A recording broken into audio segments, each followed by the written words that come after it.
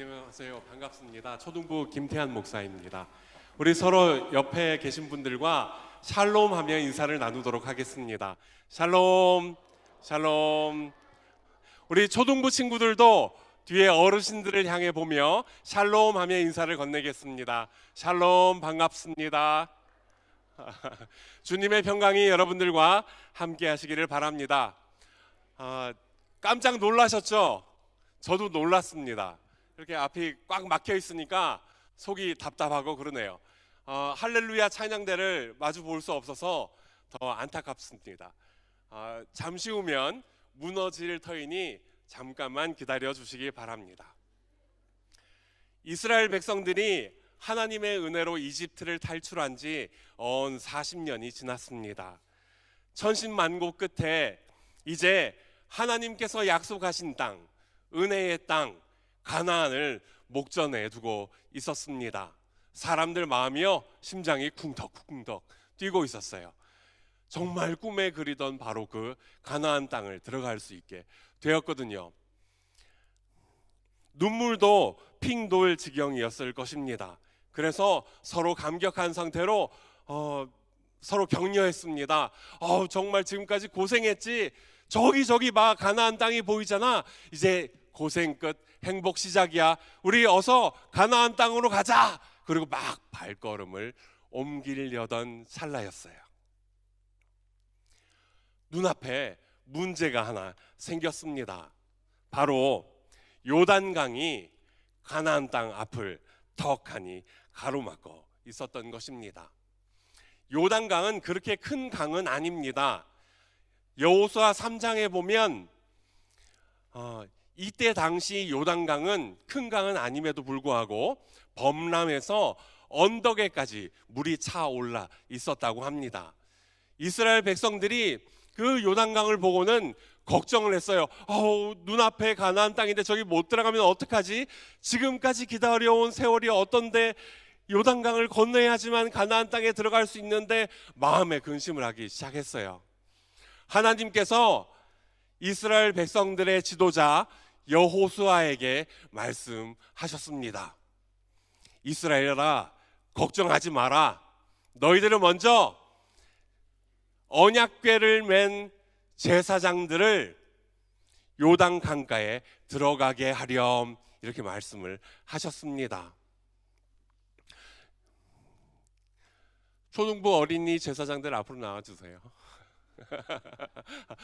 언약궤 모양이 저렇게 생겼습니다.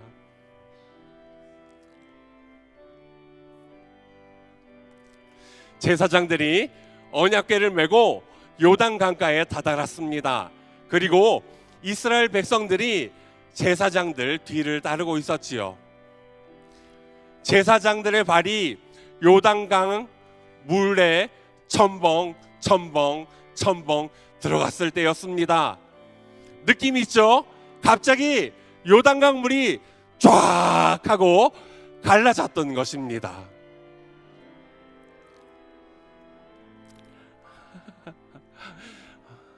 이스라엘 백성들도 갈라진 요단강을 따라서 제사장의 뒤를 쫓아 가나안 땅으로 드디어 들어올 수가 있었습니다.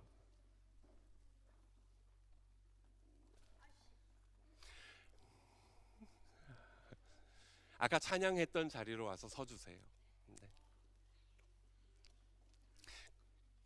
바닥으로 내려야 되지 않을까?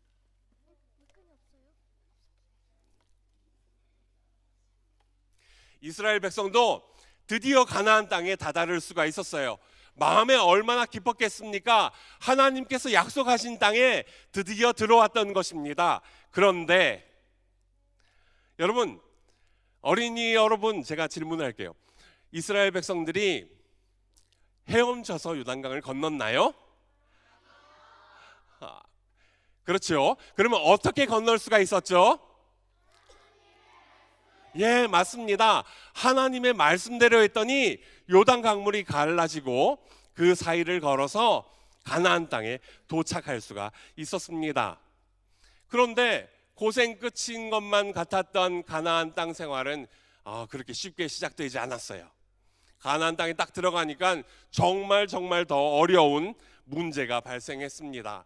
바로 여러분들 눈앞에 보이는 이 여리고성이 떡하니 자리 잡고 있었던 것입니다. 가나안 땅은 들어가기만 하면 되는 빈 땅이 아니었어요.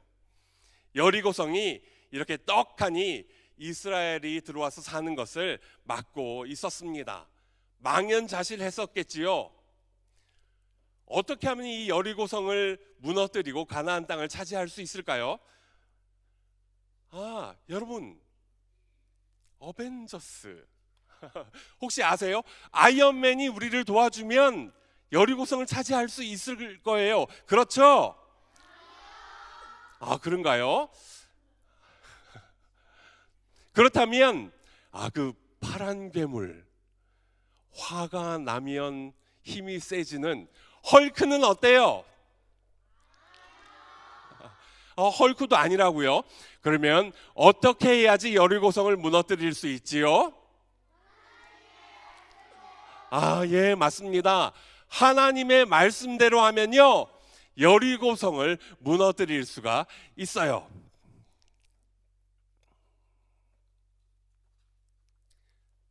볼륨이 올라가야 됩니다. 다시.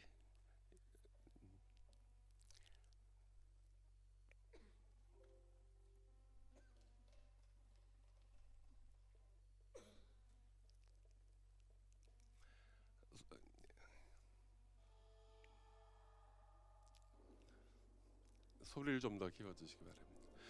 여리고, 이스라엘 백성들이 여리고 성에 든 지 벌써 6일. 그들은 여호와의 말씀을 따라서 일주일을 아무 말 없이 6일 동안 돌기만 했다. 7일이 되는 어느 날, 마지막으로 성을 7바퀴를 돌고 모든 지파들은 성 주위에 들어섰다.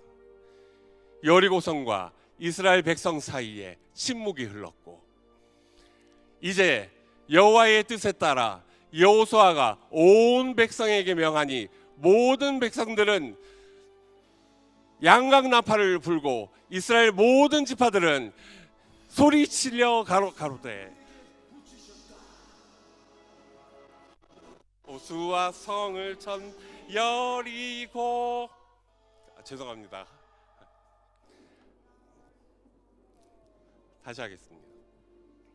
여리고, 이스라엘 백성들이 여리고 성에 온 지 벌써 6일.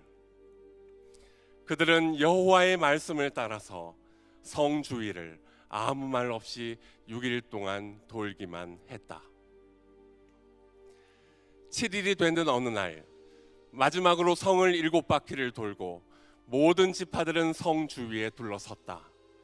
여리고 성과 이스라엘 백성 사이에 침묵이 흐르고, 이제 여호와의 뜻에 따라 여호수아가 온 백성에게 명하니 모든 제사장들은 양각나팔을 불고 이스라엘 모든 백성들은 여호수아와 함께 외쳐 가로되 여호와가 이 성을 우리에게 붙이셨다. 여호수아 성을 쳤네 여리고, 여리고, 여리고, 여호수아 성을 쳤네 여리고, 나팔 소리에 무너졌네. 여호수아 성을 쳤네 여리고, 여리고, 여리고, 여호수아 성 여리고, 그 성 무너졌도다.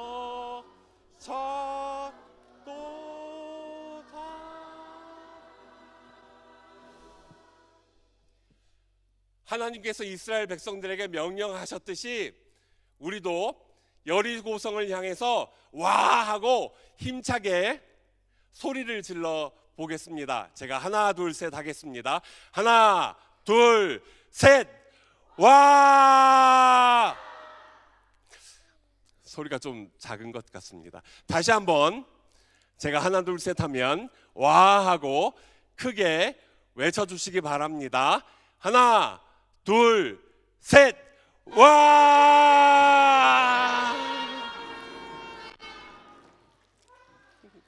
예, 큰 박수 부탁드립니다.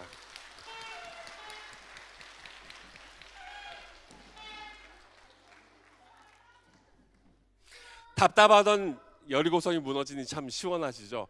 뒤에 어제 아름답게 꽃 장식을 해주셨는데 이제서야 볼 수 있게 되었습니다.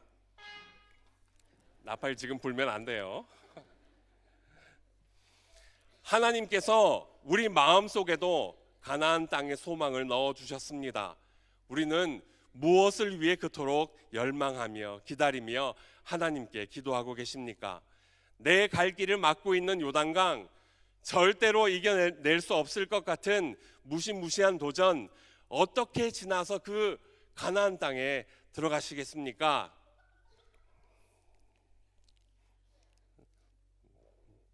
내 힘과 내 능력, 내 운으로 가나안 땅에 들어갈 수 있을까요? 네. 그렇다면 어떻게 가나안 땅에 들어갈 수 있겠습니까? 예, 감사합니다. 하나님의 말씀대로 하셔서 삶을 가로막고 있는 염려의 요단강도 맨땅처럼 건너시고 어려움과 역경의 여리고성도 허물어 버리시는 하나님의 축복받은 모든 성도님들 되시길 바랍니다. 초등부 친구들이 승리의 나팔 소리를 마지막으로 다시 한번 들려드리겠습니다. 하나, 둘, 셋. 예. 초등부 친구들 차렷 인사. 자, 자리에 들어가 주세요. 담임 목사님께서 이어주셔서 말씀을 전해주시도록 하겠습니다.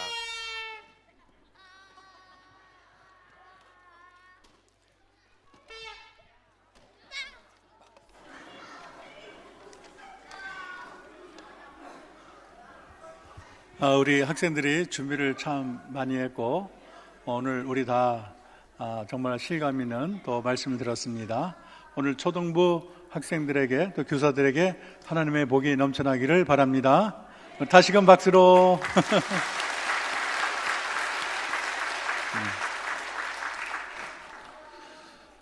미국의 한 연구실에서 재미있는 실험을 했는데 개구리를 이 뜨거운 물에 넣었더니 막 튀어나오는 거예요. 그래서 또 한 번 실험을 했어요. 그래서 찬물에다가 개구리를 넣고 서서히 데웠더니 개구리가 튀어나오지 않고 졸다가 죽더래요. 그래서 이것은 많은 이제 인용을 하지만은 우리 기독교에도 큰 경종이 될 수 있습니다. 왜냐하면 이 기독교가 서서히 삶아지는 것을 모르고 있다가 나중에 문제를 깨달을 때는 너무 늦은 것이죠. 제가 영국에 공부할 때 봤더니 큰 교회인데 할아버지 앞에 몇 명 앉아 있고 관광객이 된 데가 많아요. 그래서 다 노인들만 앉아 있어요. 지금은 뭐 응급조치를 하기에는 너무 늦었다 이런 느낌이 드는 거예요. 이스라엘 백성이 하나님의 말씀대로 여리고를 돌며 함성을 들을 때 무너졌잖아요. 왜 그럴까요? 오늘 이것은 굉장히 이스라엘 역사에서 중요한데 이것은 과거에 쓰러린 그런 상처를 회복할 수 있는 좋은 기회입니다.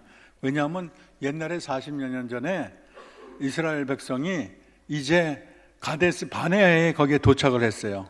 그래가지고 가나안을 정탐하기 위해서 각 지파마다 하나씩 12명을 뽑았습니다. 근데 10명은 가나안을 정탐하고서 악평을 했어요.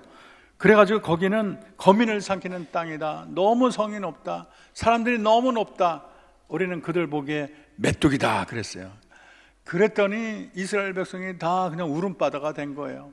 여호수아와 갈렙이 옷을 찢으면서 아무리 그들은 우리의 먹이다. 하나님 우리를 주실 것이다. 젖과 우리는 꿀이 흐르는 땅이다. 아무리 말해도 이 백성들이 들을 생각을 않고 그 10명 악평한 사람들의 말만 듣고 다들 그냥 그 원망하고 좌절하고 이제 우리는 끝장났다 한탄하고 우리 다시 애굽으로 돌아가자 장관을 세워서 그리고 이 모세에게 대적하고 하나님께 대적을 했습니다. 참 그래서 그들은 결국에는 가나안 땅에 들어가지 못하고 40년을 광야에서 빙빙 돌게 됐어요. 얼마나 괴로웠겠어요. 그때는 이미 늦었어요. 40년 동안 살면서 20세 이상은 광야에서 다 죽었어요. 그러면서 얼마나 한탄했겠어요.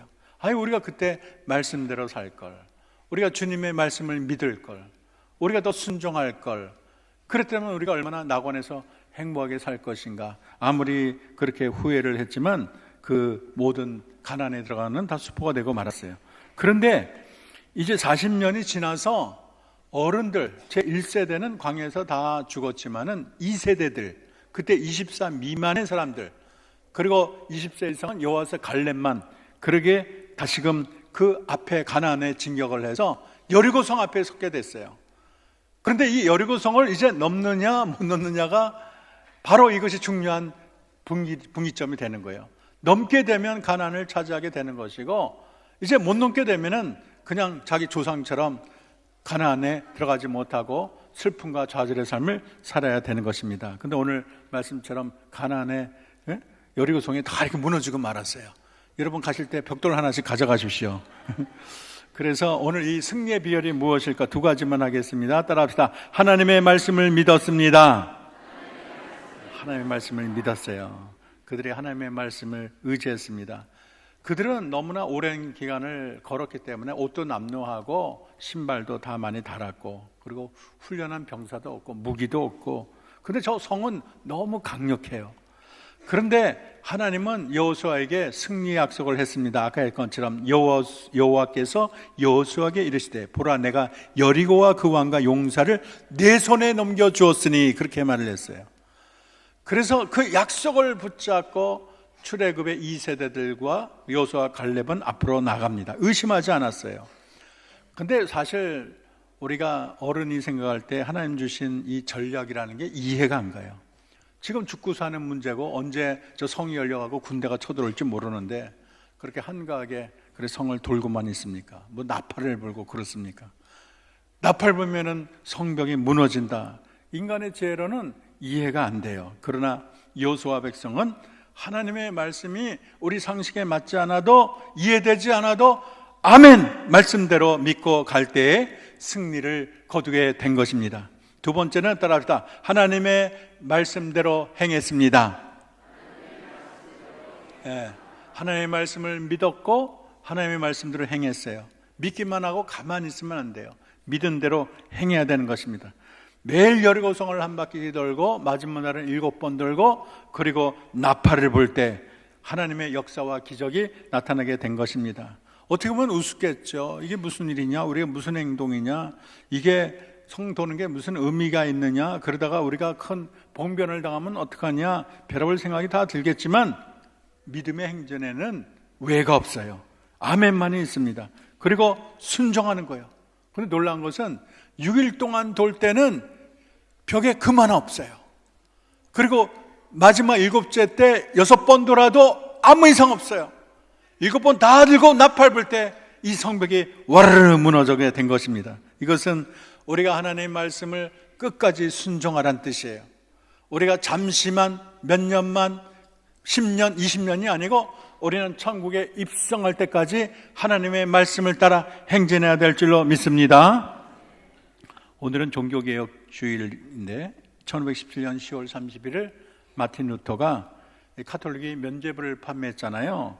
그래서 거기에 대한 항의조로 비텐베르크 그 교회 앞에다 95개조 반박문을 건 날을 기념한 날이 되는 것입니다. 그리고 종교개혁은 한마디로 뭐냐, 하나님 말씀에서 이탈한 그런 사회, 그런 교회를 다시 하나님의 말씀으로 그렇게 인도하는 그런 역할을 하는 게 종교개혁입니다. 이 중세 영적인 암흑기의 가장 큰 문제는 말씀으로부터의 이탈이라고 말할 수 있어요. 여러분, 레일길을 따라가는 기차가 레일을 벗어나면 전복되지 않습니까? 마찬가지로 교회나 하나님의 백성이 하나님의 말씀을 따라가야 되는데 말씀이 뭔지 잘 몰라요. 예수님이 그런 말을 했어요. 누가복음 6장에 보면 비유로 말하되 맹인이 맹인을 인도할 수 있느냐? 아니, 맹인이 맹인을 인도하면 둘 다 구덩이에 빠지지 않겠습니까? 꼭 그 지경이에요.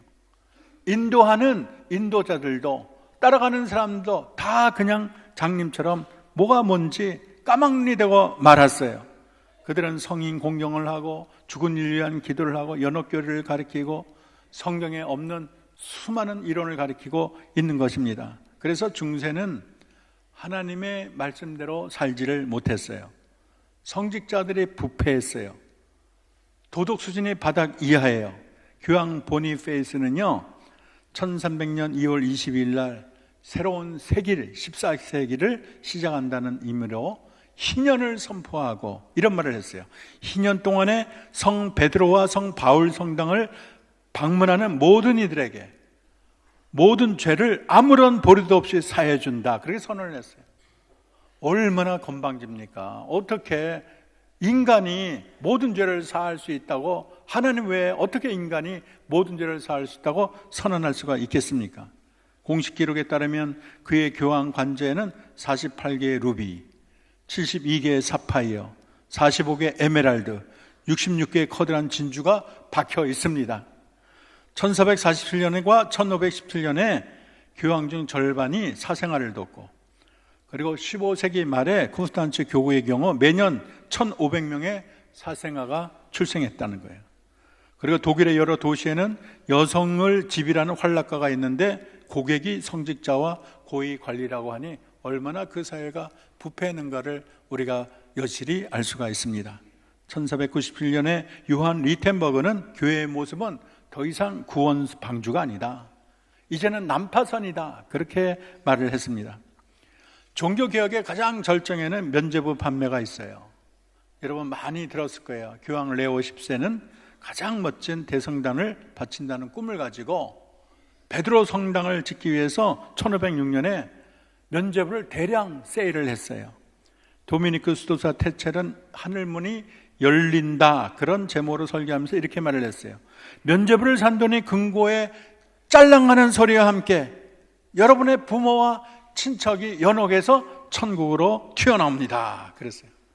그러니까 돈만 지불하면 지옥 간 사람도 천국으로 인도할 수 있다니 얼마나 그 사회가 타락하고 교리가 얼마나 정말로 하나님 말씀부터 멀어졌는가를 우리는 분명히 알 수가 있습니다.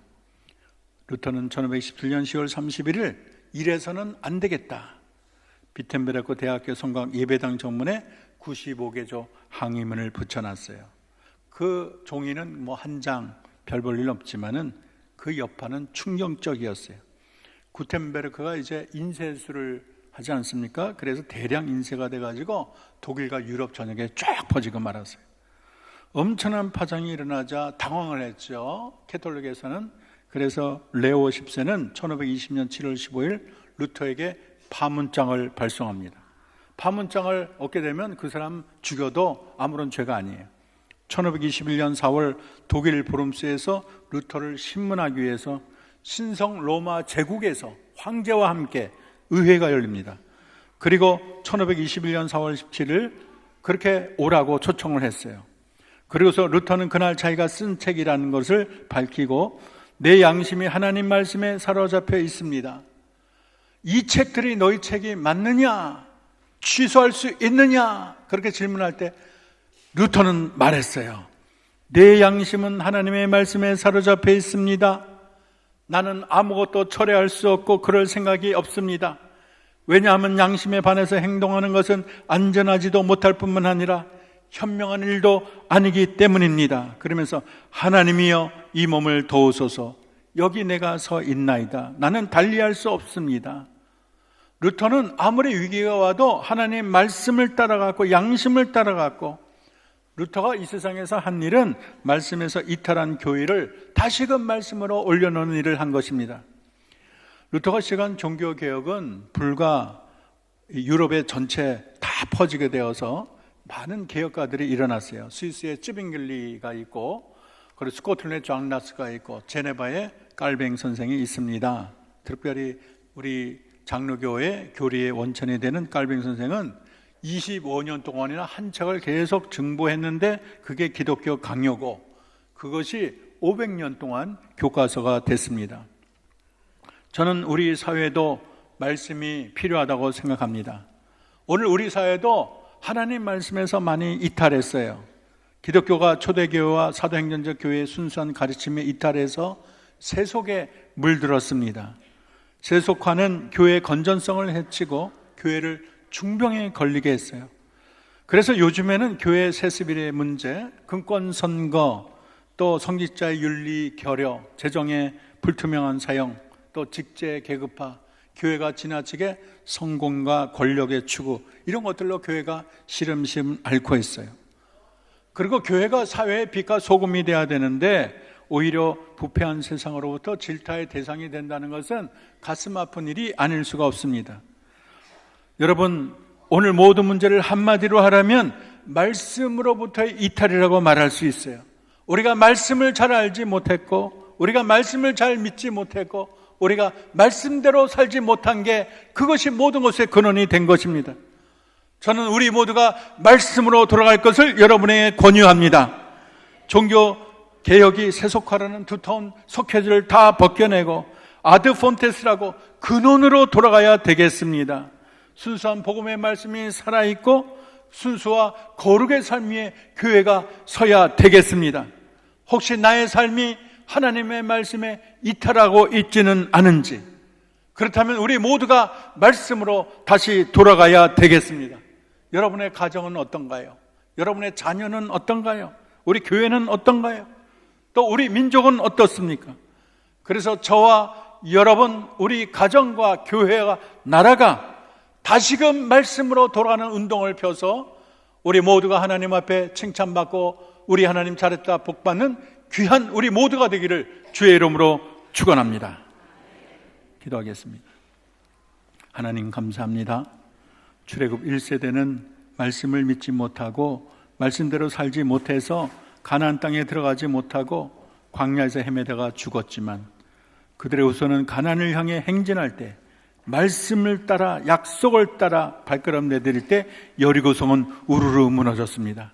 중세 기독교가 말씀을 이탈하여 말씀을 모르고 말씀대로 살지 않을 때 중세는 캄캄한 암흑기를 맞았지만 중세 개혁가들은 말씀에서 이탈한 교회를 다시금 말씀에 세움으로 교회를 다시 살게 했습니다.